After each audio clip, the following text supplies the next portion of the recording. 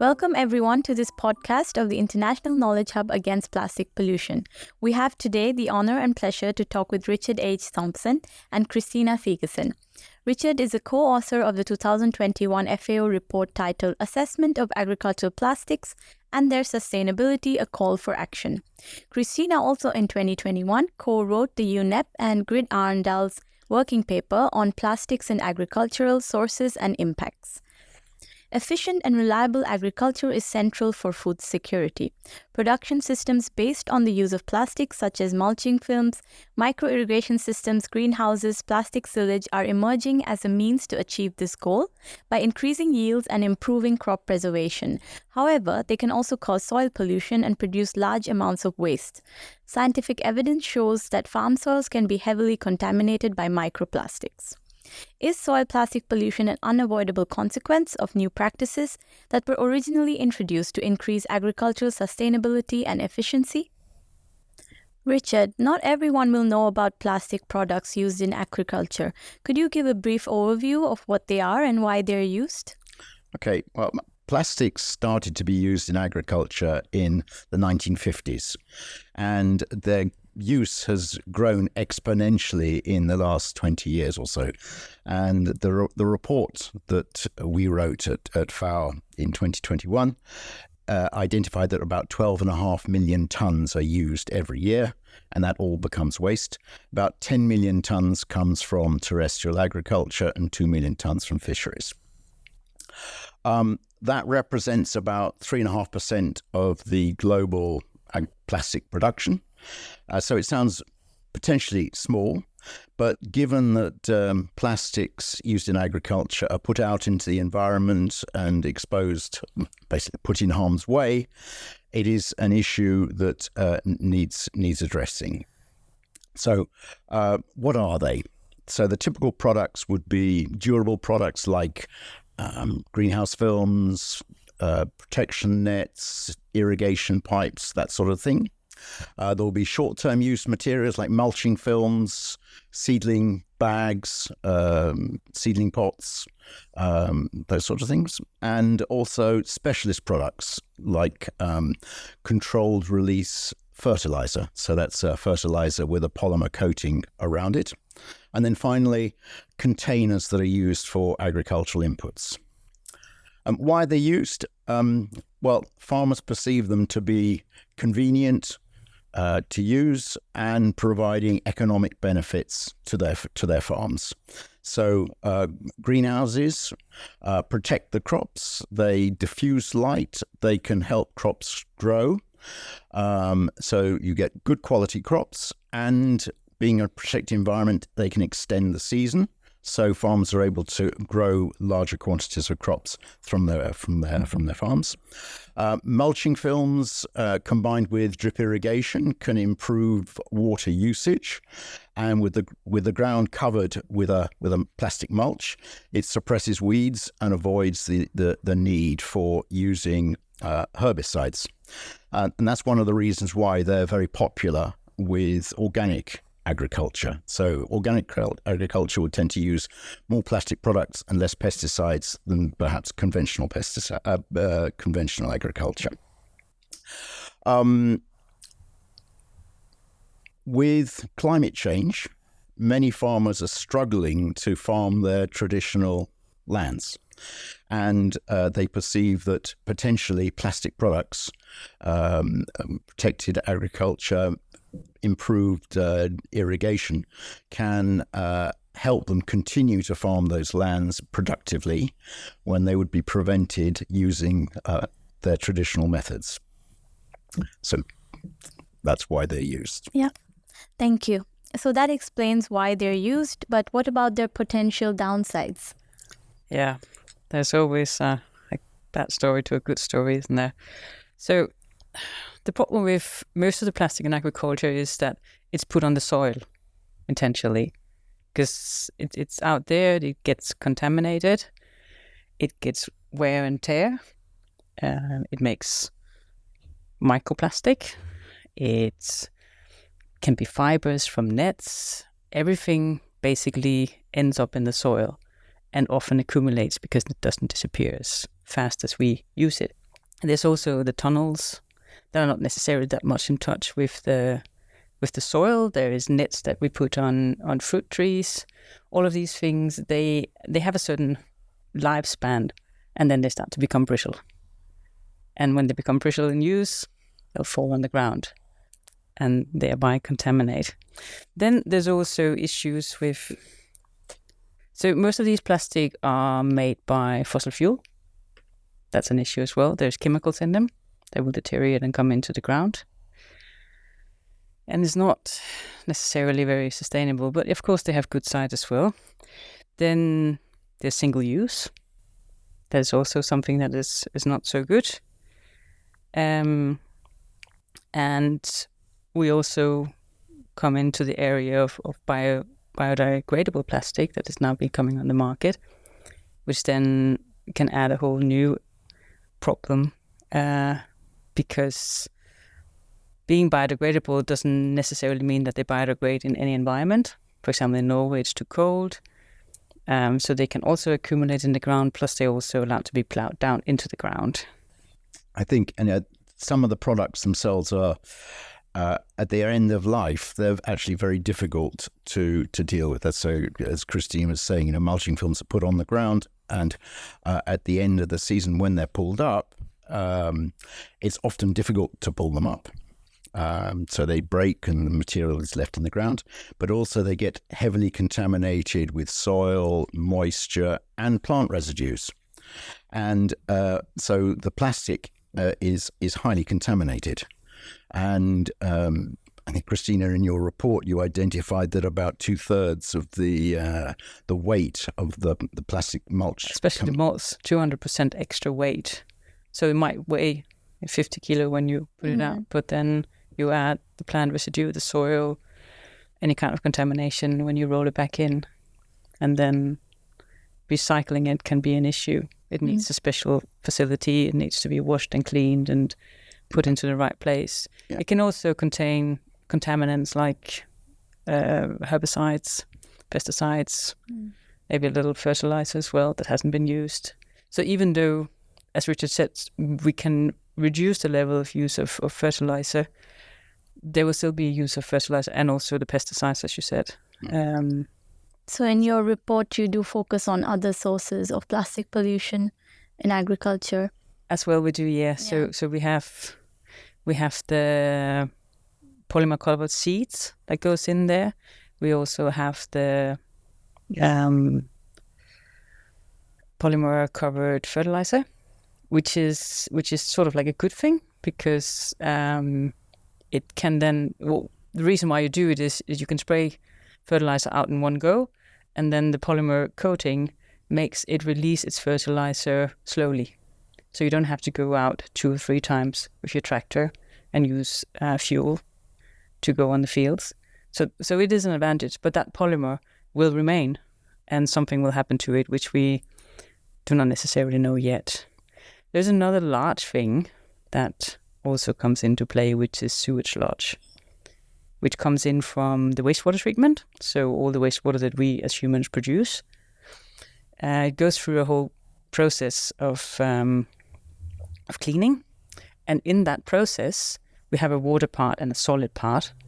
And within the solid part, most of the microplastic remains. And we really would like to use this product because it is a fertilizer and it's also has an organic component which the synthetic fertilizer doesn't have. So it's a really interesting product, but we get microplastic, some pathogens and maybe some heavy metal out on the fields. And that is a big issue. And that has been going on for many years now, and you see an accumulation of microplastic within the soil. And this is one of the major components so far, research-wise. Thank you so much. Yeah. And as we all know, the international community are in the middle of negotiations and consultations for the new legally binding instrument on plastic pollution and FAO's voluntary code of conduct on the sustainable use of plastics in agriculture. What measures could they include to support policymakers and balance these benefits and trade-offs? Okay. Well, before coming to that, let me just give a little background on that. So Kristina's report and the FAO report were published at the end of 21. We can't... The UNEP report. Okay, the UNEP report. We can't claim credit for it, but in the following year, in February, the United Nations Environmental Assembly agreed the resolution to establish the international legally binding instrument on plastic pollution and started a negotiation phase. The next meeting of the International Intergovernmental Negotiating Committee, the third meeting, starts next month in Kenya, and they will be reviewing the zero draft of the instrument that was published a couple of months ago. Simultaneously, in the same year, in 2022, in July, FAO members agreed to establish a voluntary code of conduct on the sustainable use of plastics, and for FAO to support the Intergovernmental Negotiating Committee for the International Legally Binding Instrument to ensure that the interests of the agricultural sector were appropriately addressed in the treaty. So those things are happening, and FAO are doing the consultation for the zero draft of the Code of Conduct. And in the notes to this podcast, you will find a link to a survey that has been published, and any viewers are encouraged to complete that survey.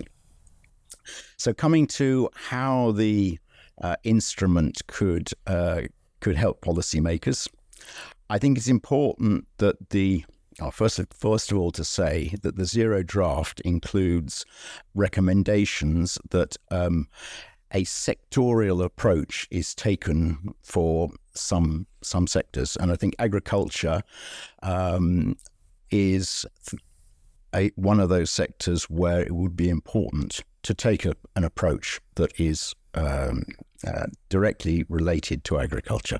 The use of plastics in agriculture is very specific, and the solutions and the methods to mitigate the potential harms that they produce are specific, and they would probably be best addressed specific away from other, managing packaging waste, that sort of thing. I think the instruments should help policymakers to be able to balance the benefits and trade-offs of plastic products compared with their alternatives.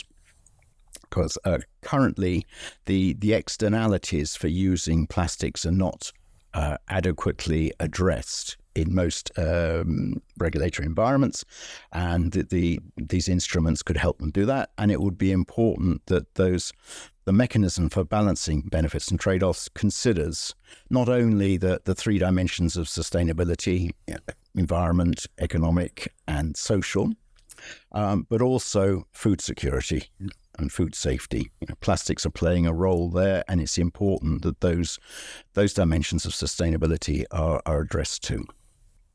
Yeah, and finally, the recommendations from the FAO members was that the organisation undertakes further assessments of the benefits and trade-offs and distribution and impacts of plastics used in agriculture.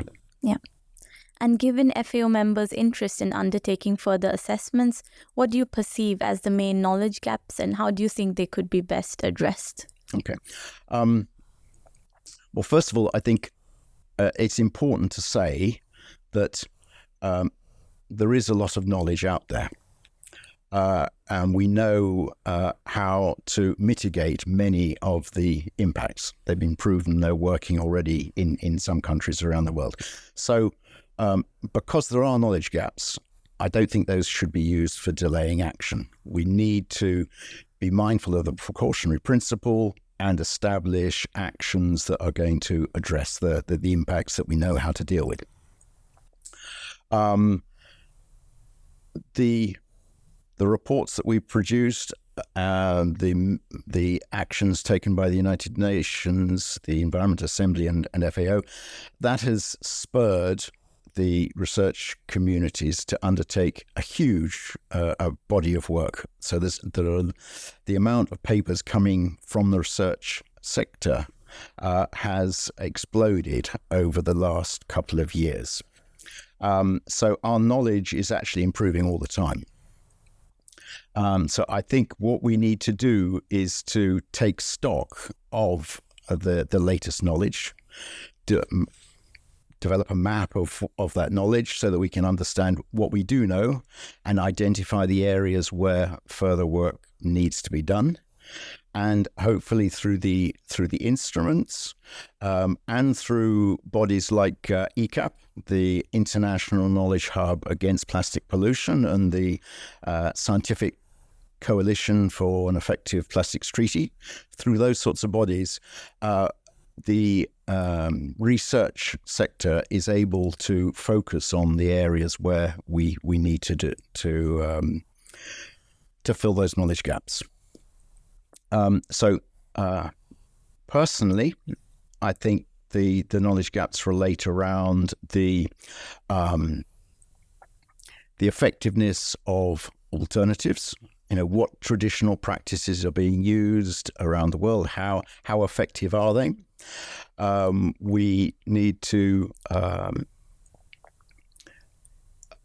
look at bio-based and biodegradable plastics, as Kristina was saying. That we're not certain about how they degrade, and certainly, the standards we have at the moment are not applicable to all environments. So the degradation of a biodegradable plastic in Norway is very different from in Spain and in Africa, where the levels of moisture and temperature are very different, and the soils are very different. So we really don't know about that.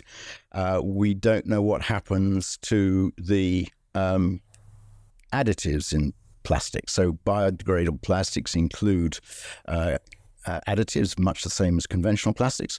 What happens to those during the degradation process? So there are gaps there, and they need to be investigated.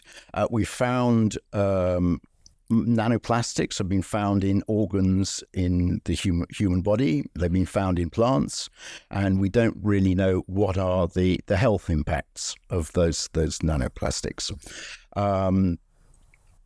So those are probably the main points. I don't know, Kristina, are there any other areas that you think we should, the key knowledge gaps that we should focus on? Yeah, I think we need to, as you say, look at how it was done before.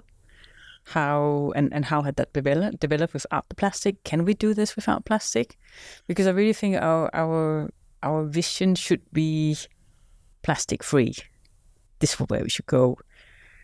But it's a long way, and we still need to produce a lot of food on the way.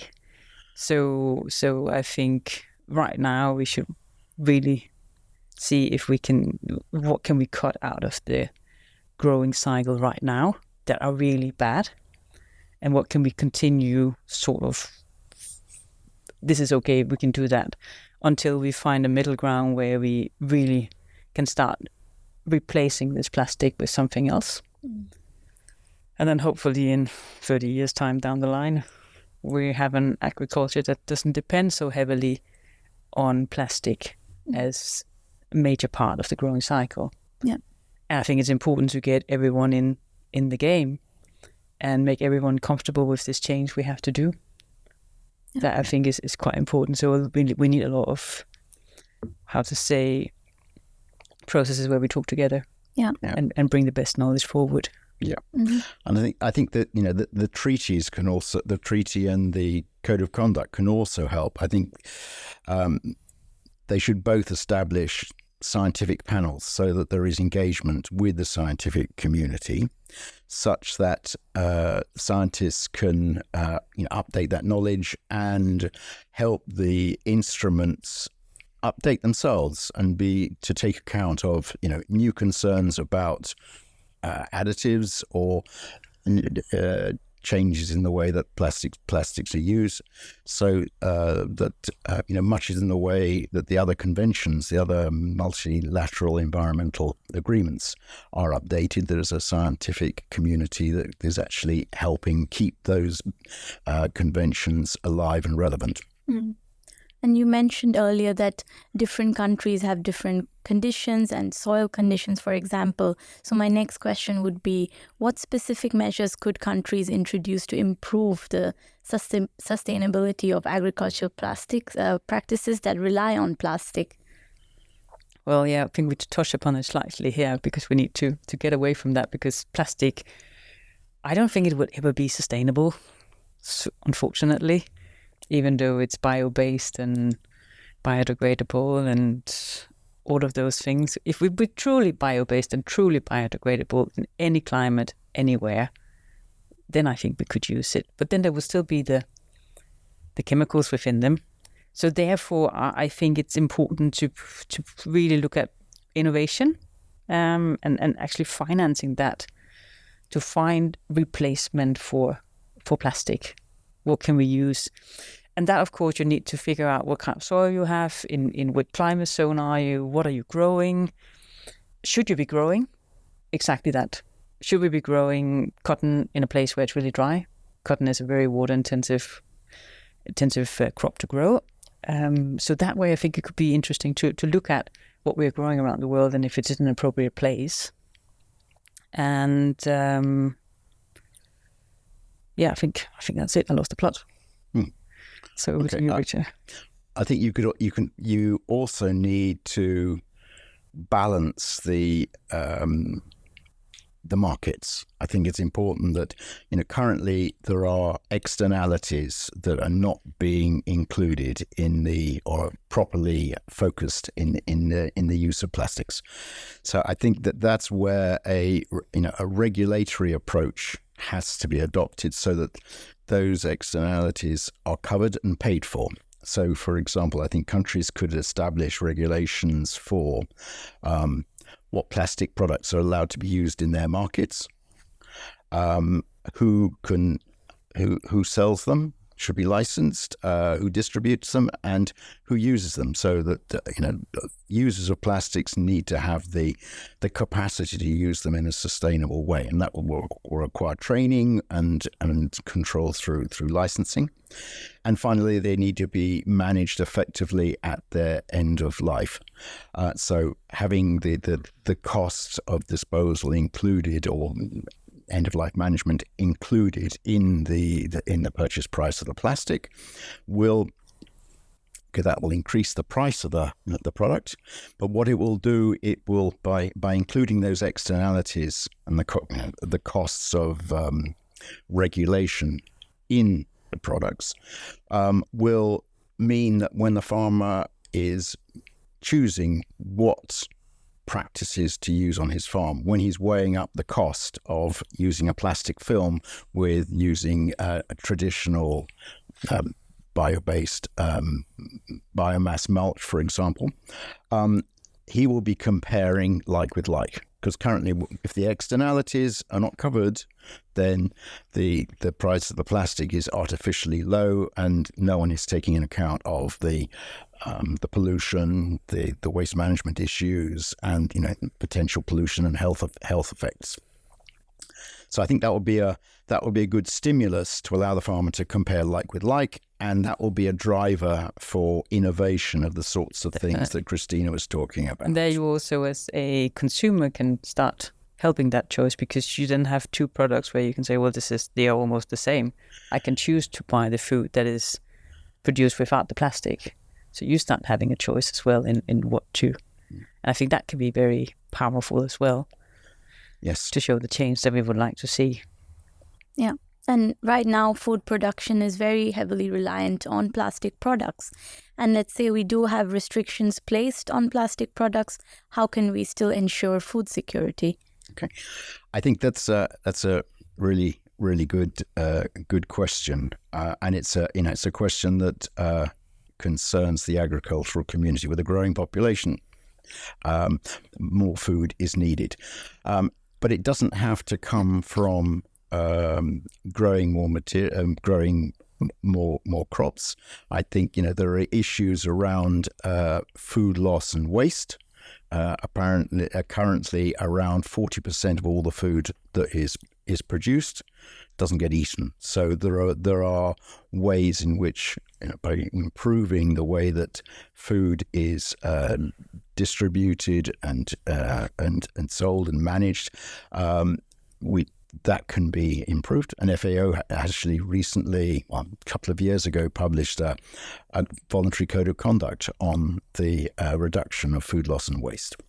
And you were talking about food security. Yeah. I mean, studies start indicating now that if we continue using this plastic and we continue accumulating within the soil, our yield is going to start going down. And probably also has started going down somewhere. So it is not an option to continue the way we have to keep food security. It will not. It will probably not hold up. So yeah, and I think we need to be mindful of that. There are practices around the world, traditional practices that don't rely on plastics and are effective, and it's important that knowledge is retained and it's learnt about and spread. So it's important that the economic advantage, the false economic advantage at the moment of using plastic products, doesn't drive those traditional practices away. And I will also say that those traditional practices, they have really evolved and innovated, and new machinery is coming out to deal with live mulch.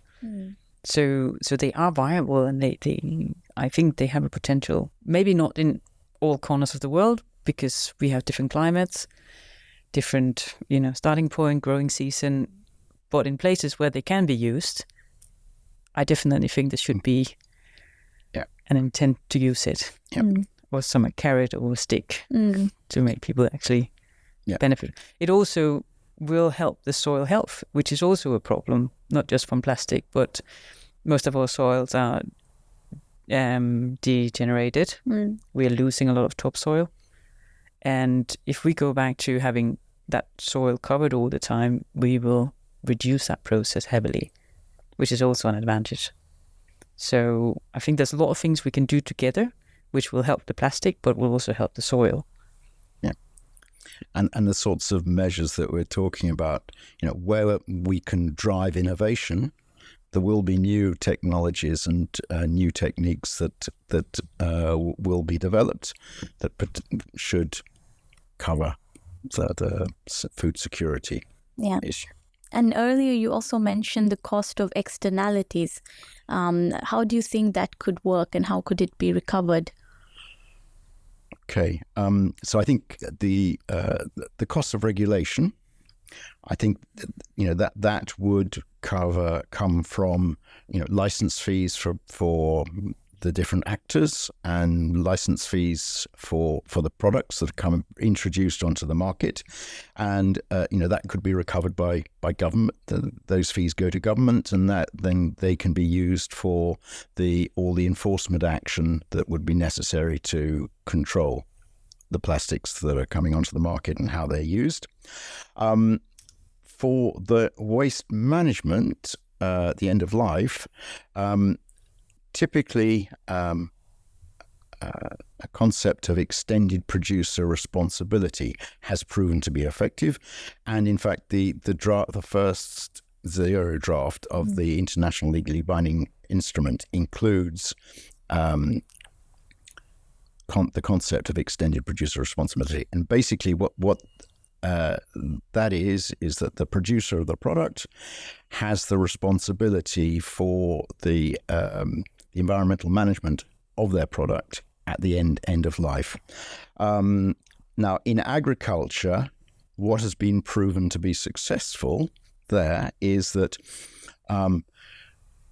basically government sets a mandatory legal responsibility on the supply chain. So on the producers, the manufacturers of the products, distributors, and the users for the collection of the waste at the end of its life. So government sets the responsibility, but it's actually the supply chain that implements it. And by doing so, they're able to do so. Their interest is to keep that as effective and efficient as possible.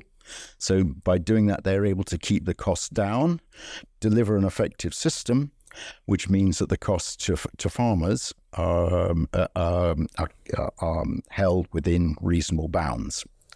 On that point, I also think that can spark a innovation cycle between the service people and the farmers to produce exactly that product that will be good for its purpose on the field, be not easy, but be easy to roll up and dispose of. So we don't get these really, really thin material that might do the job, but they're cheap, but we can't roll them up again and we can't recycle them. So I think that point is quite important, that we get that communication between the service and the service companies to the farmers, and they can start having a dialogue of what is the farmer's problem and how can the service companies help them. I think that's an interesting thing. Yes, and I think that can be sparked by that little extra amount of money that the and I think that is, there are examples of that actually happening in France, where there is a well-established extended producer responsibility scheme called Adivalor. They have, they identified the problem that Kristina mentioned of the highly contaminated mulch films. When it brought up taken up from the ground, it's covered in soil, plant residues, and moisture. And because of this issue, they started working with the manufacturers of equipment and helped to design a machine for dealing specifically with carrots, where there was a lot of heavily contaminated mulch, and that this machine actually reduced the levels of contamination, so that the plastic was much cleaner and therefore was much more easily recycled and had a higher value. That would also have a benefit. Keeping the plant residues on the farm will mean that there will be more biomass on the farm that can be used for traditional mulching practices and other things. And return back into the soil, yeah. That's a good example, definitely. Yeah. Let's see if we can replicate that around the world. Yeah, some great examples. Agricultural plastics are incentivized a lot in developing countries to address the aspect of increased population, to feed this growing population and adapt to also the negative effects of climate change that we see today, and also on agriculture. So what do you think emerging economies can do to avoid the errors of countries that have used these materials already for a long time? And how do you think private sector and farmers can help in this case? Is that... Let me take that. I think, as Kristina has already emphasized, the potential damage that poor quality products used badly are going to have on food, on soils, and the capacity of soils to deliver food sustainably.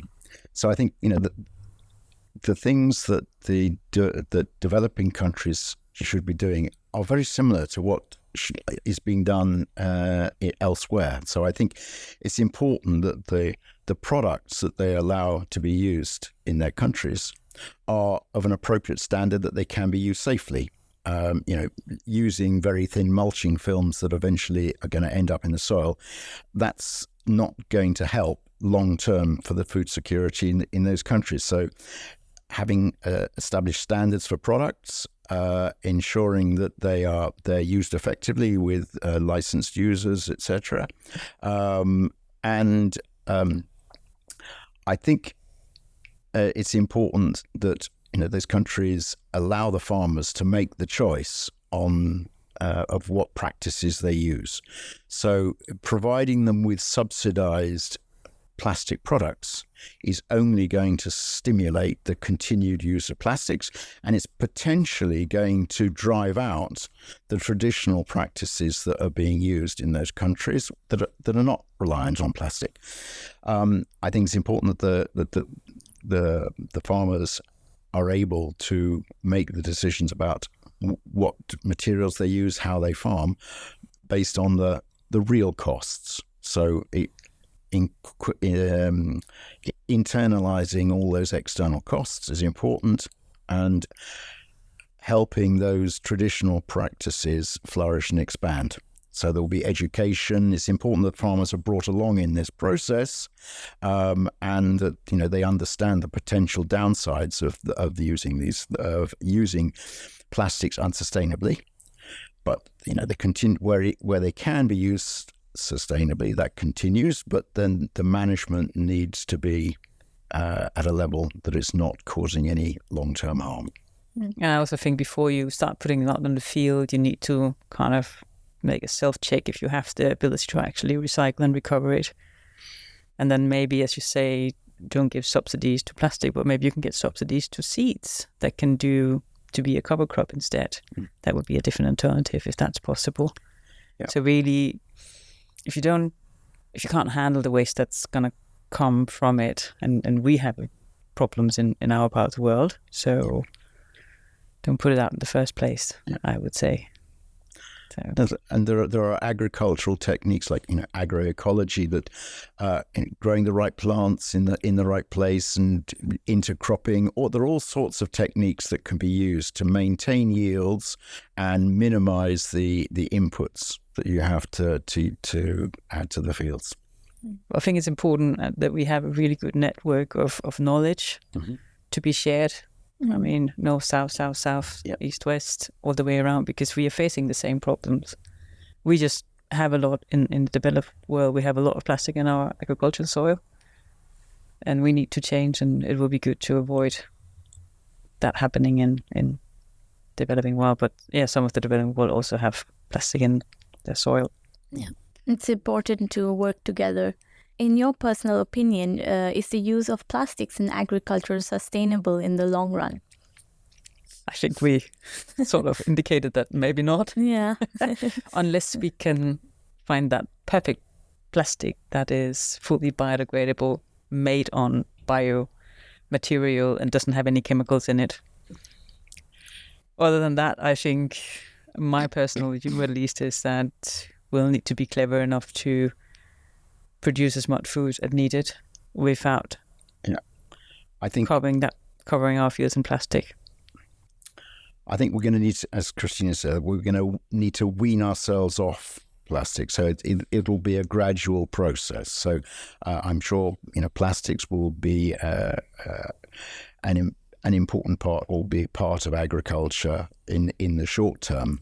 Yeah, but with the measures that we've discussed during this podcast, hopefully innovation will be driven to identify more sustainable practices, which will gradually replace the use of plastics. So in the medium term, there will be some plastics, but ultimately, I don't think plastics will be a feature in agriculture in the very long term. Especially not now. And I think that would be the benefit for us as humankind, to get out of that plastic circle in any part of our interaction with the environment, unfortunately. But as Richard said, it's important we're not saying that we have to do this tomorrow. It will be definitely a gradual process. I mean, we need to produce food. It took a long time from 1950s to come up to the level we have now on use of plastic. And I think it's going to take time to go back again and get used to having more people on the farm.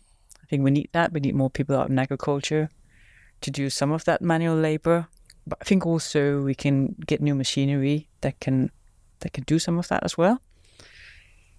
So it's a long process of innovating, figuring things out, having conversations, talking together, making sure that farmers, they dare change their way, because they have, at the end of the day, this is their livelihood. That's what pay the rent or buy the farm or all of that. And you want to have the best yield, and you want to do the best for your plants, right? Because that's what it's all about. Yeah. But yeah, it's going to be engagement by all the stakeholders in the agricultural community and in the scientific community, and a lot of knowledge sharing, and not being scared of trying and then failing. So we need also kind of a support system, because there will be failings in these ones as well. Yes. So, but I'm pretty optimistic. I'm optimistic too. I mean, look at the world we sit in. We have invented quite a bit of things, so I think we can invent our way out of this one as well. Yeah, it's important to stay optimistic. So, it is. So. Thank you, Richard, and thank you, Kristina, for sharing your expert view on this important topic and giving us insights on how humanity can move on to ensure efficient and reliable food production while limiting the addition of microplastics in agricultural soils.